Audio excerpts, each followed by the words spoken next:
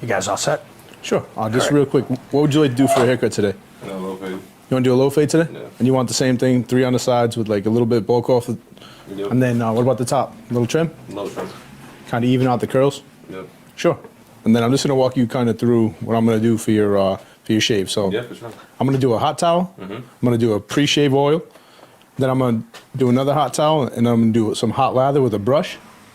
Then I'm going to do another hot towel. Yep. Just to, like, you know, clean everything off. And then I'm gonna do a cold towel, essentially, but after that second one, I'm just gonna administer the shave after I put the lather on and everything like that. Cool. Now, are you trying to keep this? Like, Yeah, keep that. are you keeping the beard, like just the stubble, or are you just getting rid of it and keeping the goatee? You can keep the stubble. Okay, so you want to do like a shadow line up almost? Yeah, do a shadow line. Yeah, Sure, please. perfect. That works out, and then I'll just clean shave you underneath here. Cool. And being that you have a little bit more irritated skin, like sometimes I'm just gonna use the shaver first for a nice smooth transition for you. All right? All right, so. Well, how long you been barbering? So I've been a barber for 11 and a half years now. And, you know, I started when I was 19, and typically I took the kind of route where a lot of guys would go. I took the barber school method, and I went to Rob Roy Academy in Fall River.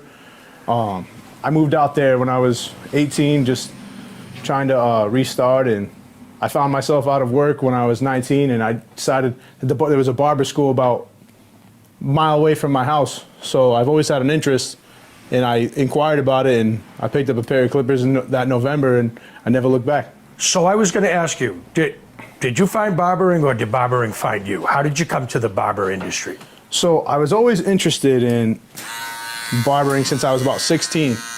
I used to go into like the salons, well, the barber salons, the more modern ones, and I just like the environment itself. How did it come into, how did the idea of being a barber as a career, did it just pop into your head one day, or did you walk, was it your barber that you were going to at the time that you saw what he was doing and said, yeah, man, I could do this? Or was there a family member and work at a salon or a barber shop at all? How did it come into your state of consciousness? So typically, like I was saying, when I was 16, I used to go to the barber shop to get my hair cut. And I just liked being in there. It was more of an environment of, you know, camaraderie and, you know, the latest styles and trends and everything. And, you know, for a teenager, that can really just be mesmerizing. So when coming from a blue-collar family, I decided to try to go the automotive route, and I always kind of had barbering in the back of my mind as a secondary option, just an option of interest more than availability to me. Nice. So, like I said, when I got out to Massachusetts and I had moved, I didn't know anyone, so I was kind of looking for my my outlet, and I ended up picking up barbering from Rob Roy Academy, and that was in 2012. And here we are today. Nice. So I've known you for a while. I sense that you're very proud to be a professional barber. I sense that education and innovation are two concepts that seem to motivate you.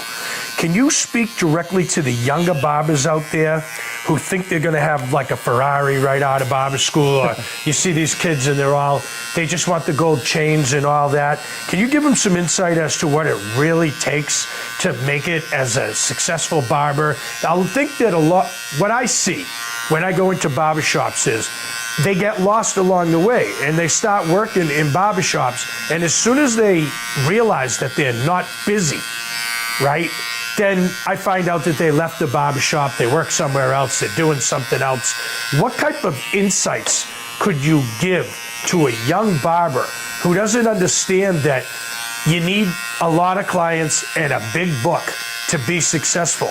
How did you develop your book of clients, and what advice could you give to young barbers to do the very same? So that's a really good question. So typically, you know, I was even kind of thrown off by how much self-reliance was in this trade. And ultimately, if you really want to succeed, you have to put everything on yourself and to have that you versus you mentality, where clients aren't just going to sit in your chair. You have to go out and get them. So at one point in time, I was working in other jobs while I was working at the barbershop.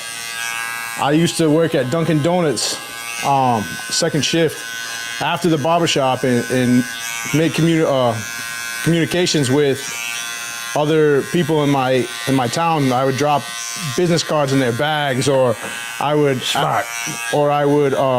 tell them, hey, thanks for coming to visit me here. Why don't you come visit me during the day to get a haircut? And mind you, the Dunkin' Donuts was only right up the street from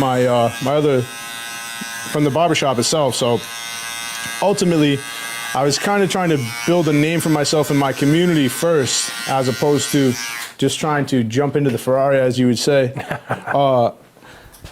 Goldytv.com. If you don't know my name, you're not in this game.